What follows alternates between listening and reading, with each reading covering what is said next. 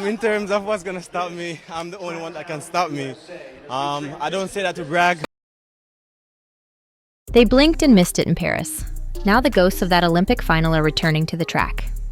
In just days, the Silesia Diamond League will host one of the most anticipated 100-meter showdowns of the season, a race that has the feel of unfinished business. Last year's Olympic final saw Kishane Thompson and NoahLyles locked in a dead heat at 9:79 seconds, with gold decided by a margin so tiny it barely registered on the naked eye. And while headlines focused on that American-Jamaican clash, there's another rivalry quietly stealing the spotlight: Thompson versus Kenny Bednarek. The Jamaican phenom, just 24, is the man every sprinter fears when the last 30 meters arrive. While Bednarek, the American powerhouse known for his 200-meter dominance, has reinvented himself as a lethal force in the shorter dash. This isn't just another Diamond League stop, it's a battle for momentum, for psychological edge, for the right to walk into the World Championships with the aura of inevitability. And in a race that lasts less than the time it takes to draw a breath, one moment could flip the narrative entirely. For Thompson, 2025 has been a masterclass in turning potential into dominance. Just a year ago, his name barely cracked casual sprinting conversations. Now he's the man carrying Jamaica's sprinting hopes into a new era. His breakthrough came in June at the Jamaican National Championships, where he stunned the world with a 9.75, the fastest time run by anyone this year. He followed it up with a commanding 9.85 win at the Prefontaine Classic, brushing aside many of the same opponents he'll face in Silesia. Critics nitpick about his starts, about a slight wobble under pressure, but that's the terrifying part. He's still not at his peak. His tall, fluid stride means that when others are decelerating, Thompson is still accelerating, eating up ground with effortless power. In Silesia, the mission is simple: prove that Kingston and Eugene weren't isolated flashes of brilliance, but the standard going forward. Kishane Thompson now gets into his running. Oblique Seville left behind. Kishane Thompson and Oblique Seville. Kishane Thompson across to the line. Across the track, Kenny Bednarek's 2025 transformation has been just as compelling. Long respected as one of the best bend runners in the world, he's now proving he can dominate the straight as well.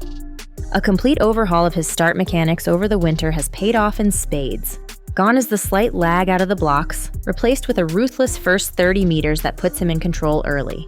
This year, he's matched the world's best with a 9.79 of his own, backed by multiple sub-9.90 runs that show it's no fluke. His Monaco performance was a case study in execution. Explode from the gun, hold perfect form under pressure, and close without panic. Against Thompson, though, the challenge changes. Bednarek thrives on building a lead and daring opponents to catch him. Thompson specializes in catching you. That clash of styles means the smallest error from either man could decide everything. And that's why Silesia isn't just another meet on the calendar. It's the kind of race that shapes the narrative heading into championship season. The Zurich final is looming, and this is the stage where athletes prove they belong in that last exclusive lineup. For Thompson, a win here says he's not just Jamaica's future, he's Jamaica's present. For Bednarek, it's about proving that his 100-meter threat is real enough to scare every specialist in the game. Add NoahLyles into the mix, along with standings leader Akani Simbine and explosive starter Christian Coleman. And this becomes a race where no one can afford a misstep. Even a bad lean at the line could drop a favorite from first to fourth in the blink of an eye. Breaking down the matchup, the differences couldn't be clearer. Thompson is patient to a fault, letting the race come to him before unleashing that devastating top-end speed. Bednarek is the opposite, pure aggression from the gun, hammering the first half of the race to put opponents on the defensive. If Bednarek's lead is too big by 50 meters, Thompson might be forced into a quicker drive phase, risking the smoothness that makes him dangerous. If Thompson catches him before the final 20, the psychological blow could be decisive. And all of this unfolds with NoahLyles playing the role of disruptor, capable of altering the race dynamics simply by being in the lane next to them. That's the part both men can't ignore. This field is stacked. Simbine is having one of the most consistent seasons of his career. Coleman is still the fastest starter alive, and Bromell, if healthy, can punish anyone who underestimates him. This isn't a two-man drag race.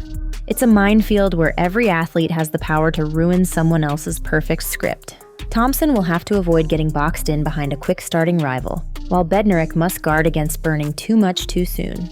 In a lineup this tight, the stopwatch doesn't care about your reputation. It cares about execution.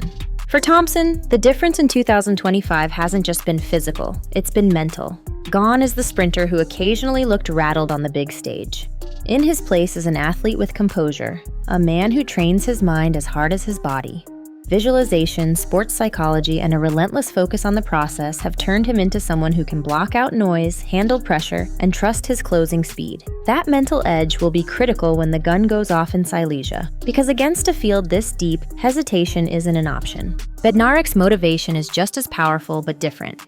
For him, the 100-meter is about legacy.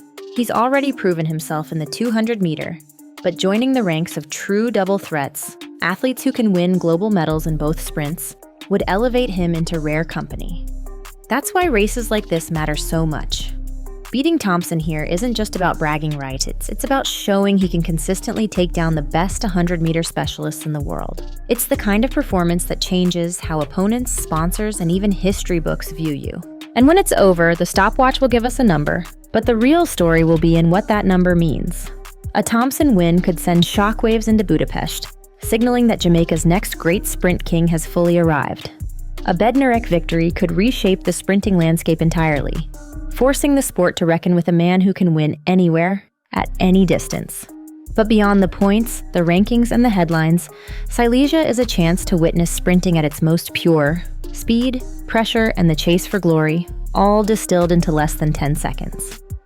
And in that time, careers can be defined, rivalries can be born, and legacies can take root. And so when the lanes fill in Silesia and the starter's pistol cracks, it won't just be a race, it will be a reckoning.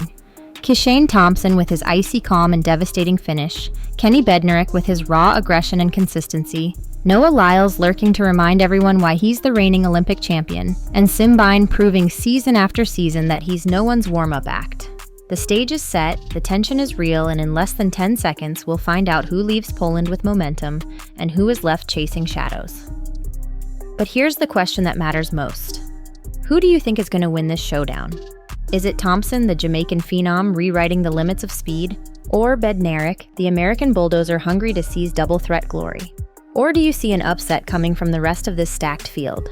Drop your predictions in the comments because history is about to be made, and I want to know whose side you're on when the dust settles.